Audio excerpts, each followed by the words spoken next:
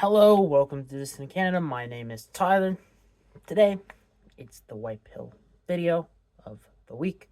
Fridays tend to try to do this. Last week, kind of a little angry to do it. So, I will start off by saying it's kind of over. There's still a massive push in mainstream media to stoke the fires of war, to say the least. But all sides have agreed to meet next week to have some talks.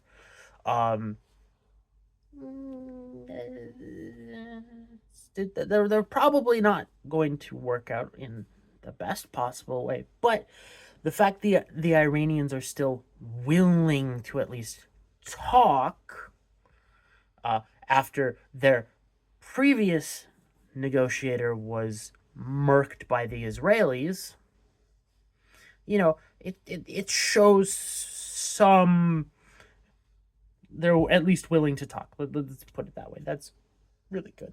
So, this week I've basically just got a bunch of small white pill videos or not videos, topics. Jesus, sometimes my fucking brain. Anyways, this one absolutely surprised me. A Toronto city councillor spoke out at a meeting, and I believe in other public forums as well, about the automated speed enforcement crap. In other words, all the freaking cameras taking pictures, and did a fairly good breakdown of why this is a horrible idea to go down to. It is, an authoritarian surveillance-based bullshit. But what should we really expect? The fact that a city councilor, the people who get elected in Toronto, typically are extremely detached from reality, and the fact that you've got one in there that's doing a good job, or well, at least talking the right talk. That's great.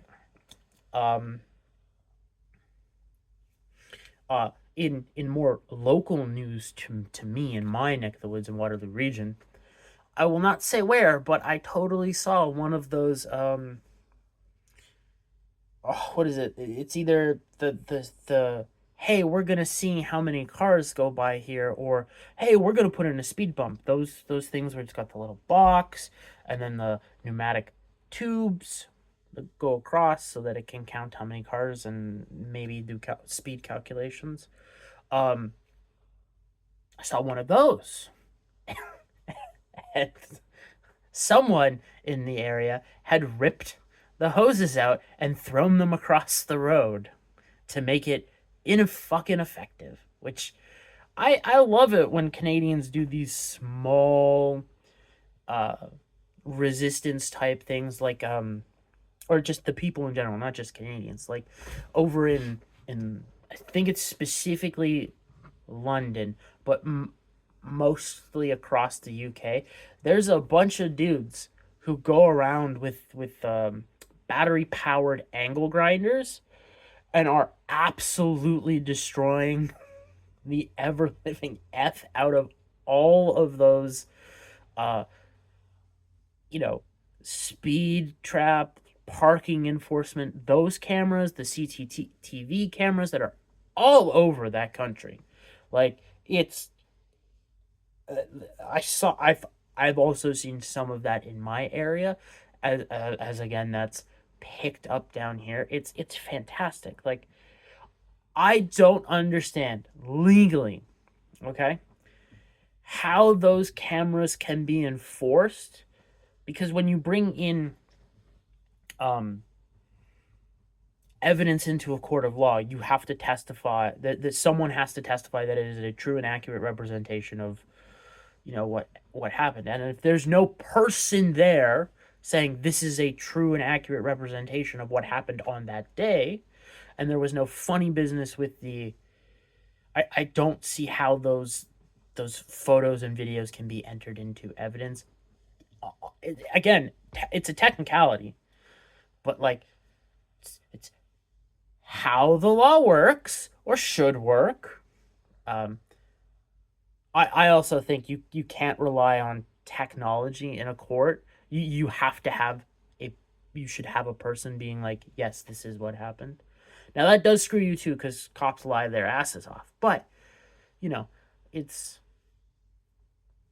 we're heading in this growing push to simultaneously rapidly introduce new technologies, but also push back on it. It's a very interesting dynamic. Um, and because Canada's a day late and several dollars short to everything, we're behind the curve on all this crap. A lot of people are realizing now, like, the absolute state of New York politics when it comes to New York City.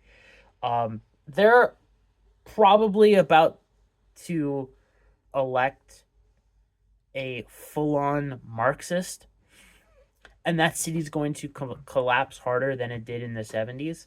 Because, like, in the 70s, you still had the financial sector in New York. Uh, the real estate sector is looking to leave now, and the financial sector is also looking to bounce out. Um, we've seen over the last couple years wanting to move the financial sector into places like Florida, and I think it was Houston, Texas, where they wanted to set up an exchange that would compete against the New York Stock Exchange. Um, those are probably bad things to happen for those states, because it will potential like it could very easily turn Texas blue. And Florida, I don't think so, because of the population, um who like just the population demographics in Florida and how they are voting, and the trend that they continue to grow more and more Republican is extremely different, hard to buck.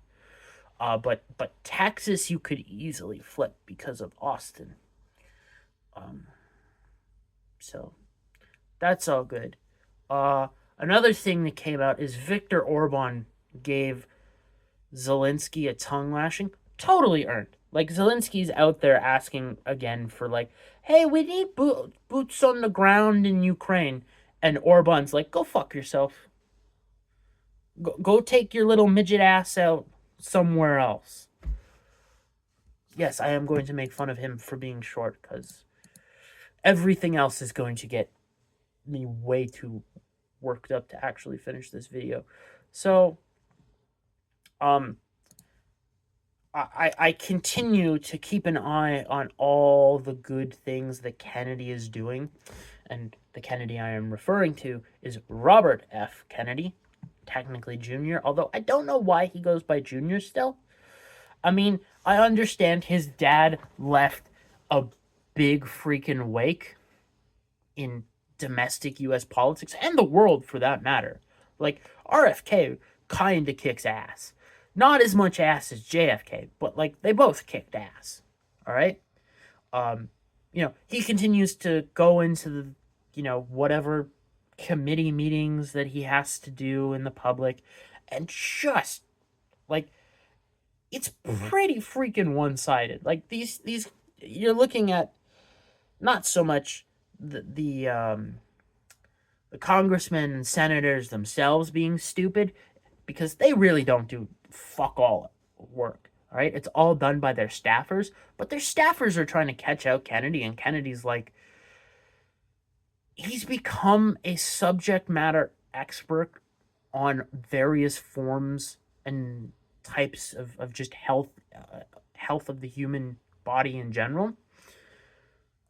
And he's got, like, all these facts and statistics meticulously filed away in his head, and he just fires back at them and just destroys them. It's really, really impressive to see, and he continues to do good work with good personnel choices.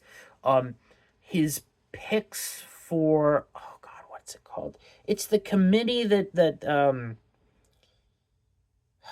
deals with which vaccines are on like the childhood schedule and all of that. What's the general schedule? What we should be doing with this? Like, Kennedy is just knocking it out of the park. Like, he's the one consistently good thing in the Trump administration.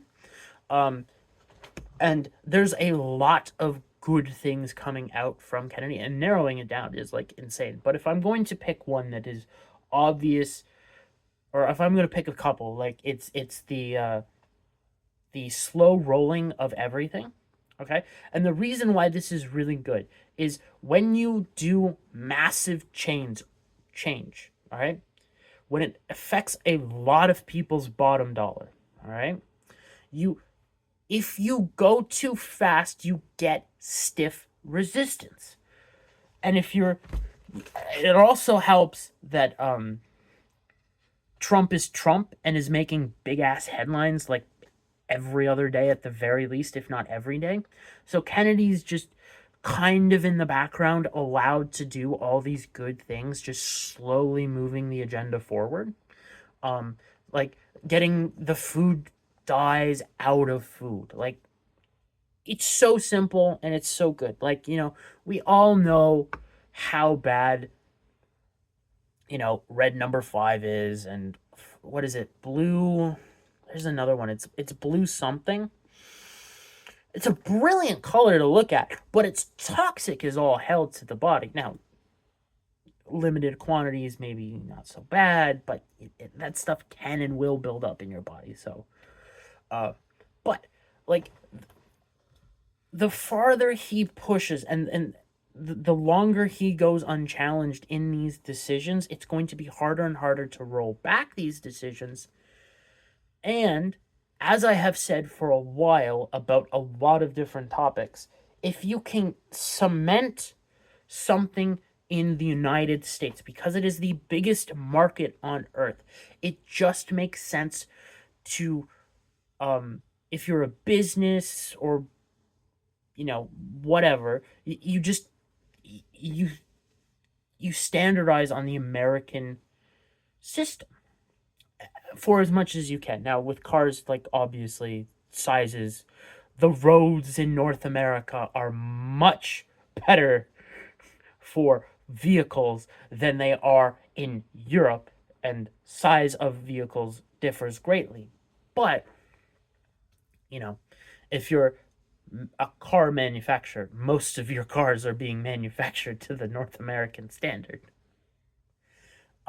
So the farther you push with these food related things and other stuff that is like getting the toxic chemicals out of food, Europe is a mixed bag on this. They are better, but not as good. Canada's all over the fucking place.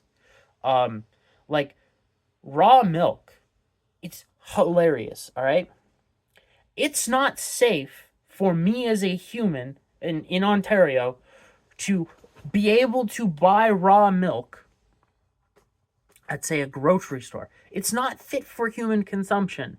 But if I go to an animal food store, I am able to buy a whole variety of whole milks, raw milk, that with the label slapped on it, not for human consumption, but it's totally fine to give to my dog, who is, trying to take a nap, but I continue to start to yell. So, you've also got,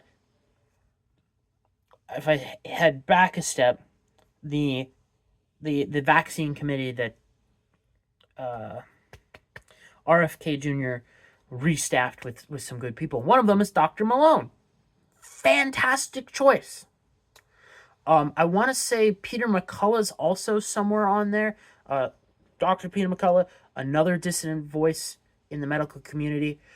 He's helped come up with some like spike protein detox protocol that, most of the stuff, like if you're here in Canada, you probably can't get half the medicine because the government hates you, but, you can look into it and make your own decisions if you so choose. What else? Kennedy continues to push forward in its guidelines, in his guidelines for redoing advertising and pharma. Now, this is massive, and more people should really be talking about this, of how big of a change this is, because this is how pharma has been basically paying off specifically American journalistic endeavors into ignoring the dangers of big pharma itself. They do it outside of America as well, but not to the same degree. So this advertising that they're allowed to do, like specifically they're talking about like on cable news. So like CNN will have serious financial problems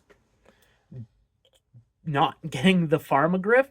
Like, if you go back and look at how much money Pfizer and Moderna spent, that is now mostly publicly available. Like, there's ways to hide stuff, so assume they hid some stuff. It's astronomical. Like, you would think, oh my god, how can you make money spending that much on advertisements? And then, you look at how much they got paid for the vaccines, the pokes. It's just ridiculous. But so this means a few things. The mainstream media is going to go through its own funding crisis at some point in the near future, if should this go to pass. Like, you're already starting to see that, where they're not getting as much advertisements as they need, because, like, if you're a big company, all right, or a medium-sized company, and you want to advertise, all right, it's much easier to go either pay for a sponsorship with, say, someone like Mr. Beast or something, someone who's going to go viral, or just hire one of those small crews of people who make viral videos for advertisers, all right, and just have them make, a fun little video, and it goes wild, and you make a shit ton of money. Like, the only reason that, CNN, MSNBC, and the other mainstream media liars get up and still make money is because they are narrative creators. And if you are doing something shady, like, say, Big Pharma does, like, if CNN started doing journalism on Big Pharma, okay, Big Pharma has a serious public, how would I put this, like a not only just a public trust problem, which they already have, but like it would get worse. You'd have a public image problem to an absurd degree. Okay? So with that collapse, I would suspect if Kennedy's plan with advertising and Big Pharma is rolled out, and it's the stupidity of allowing Big Pharma to advertise medications to patients, if that's rolled back, all right, eventually, because these companies are no longer getting what is essentially a bribe to not investigate them, and if you don't believe me that it's really just in essence a bribe, go look at prior to these massive rollouts of advertising dollars. Look at how these mainstream media outlets were actually investigating pharma. All right, but then Fauci comes in, and that no longer happens because the grift is created. A lot of stuff with Big Pharma going bad revolves around the Fauci. Anyways, so I would and this does trickle out into other countries as well, not just America. Like, if, say, again, I'll just pick CNN, is in a position now, yet again, able to do these investigations, you get into this war for eyeballs where these investigations are definitely going to be, how would you put this? You would get the eyeballs on it. So other, you know, media outlets, not just in America but outside, are also going to start doing these investigations because people really care about this. Like, this is not an issue that is going to go away anytime soon. There is very much a demand for investigations into big pharma, real in-depth investigations.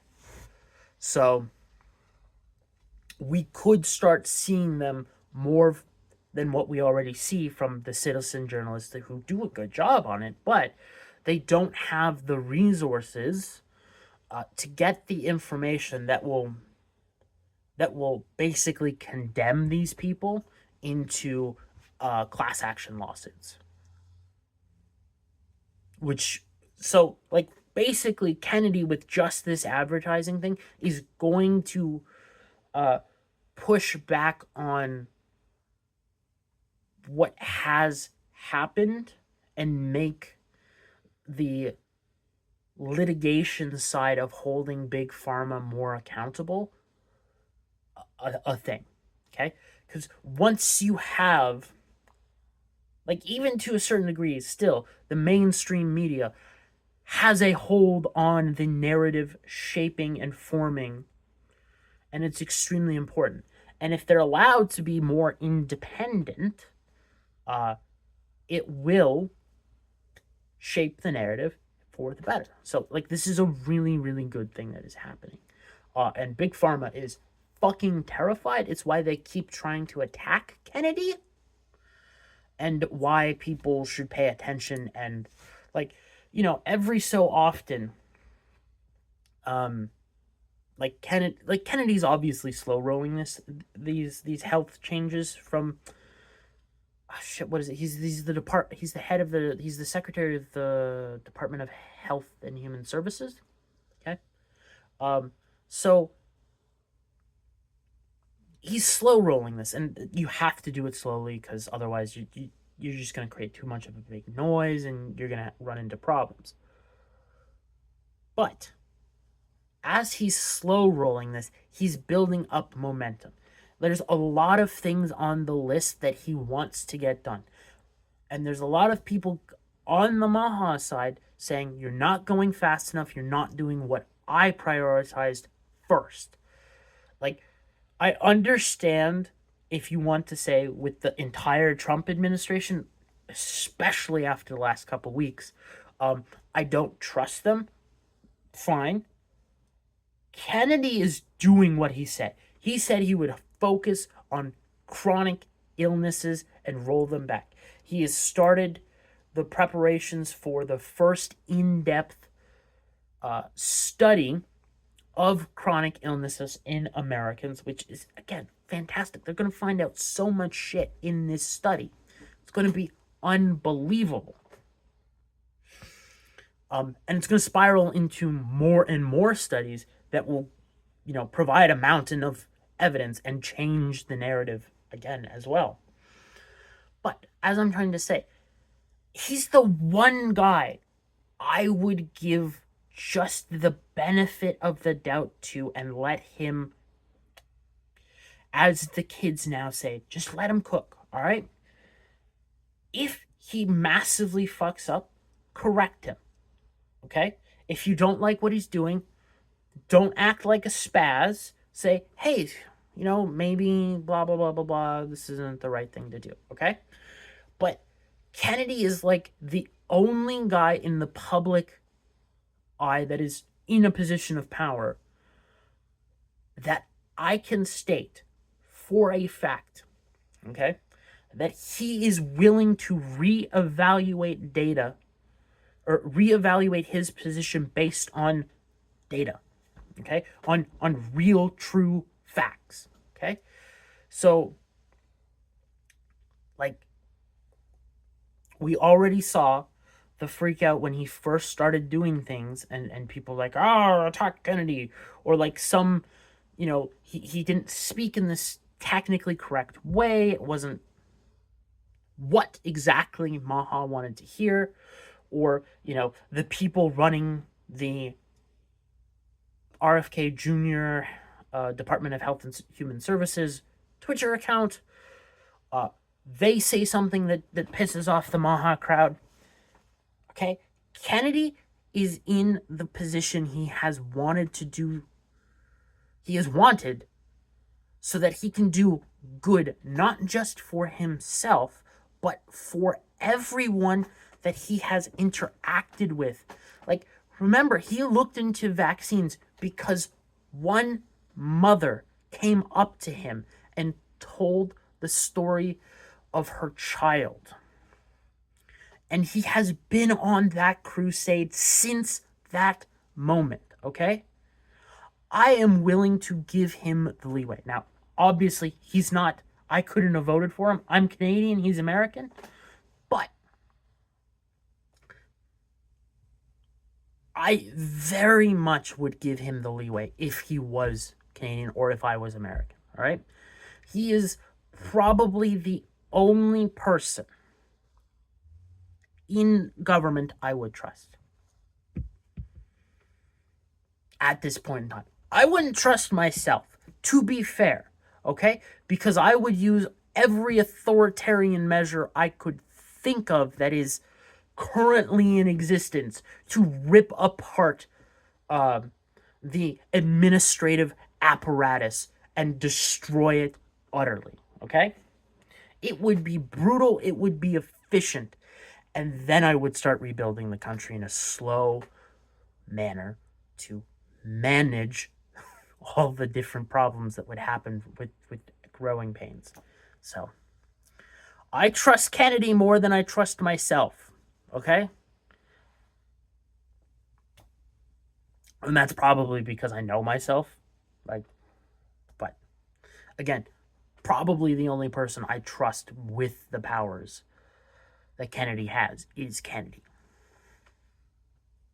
So, that is the white pill video for this week. I will see you next week. I've got some ideas on some topics, but there's always stuff. The whole concept of a civil war, specifically in the United States, is coming up again, and it's also propagating into other Western countries, and I want to talk about that. I think that'll be the Monday video. I'm still undecided. As you're watching this, I'll probably have already recorded it so that I can have the weekend to be the weekend and not have to worry about a video. The arbitrary impositions that I have put on myself that I want to put out 5 videos a week. Anyways, those are the videos for this week. Go back and take a look if you missed one. There's some good ones. There's some okay ones. I do what I do. See you next week. Have a great weekend. And if you're Canadian, happy Canada Day in advance.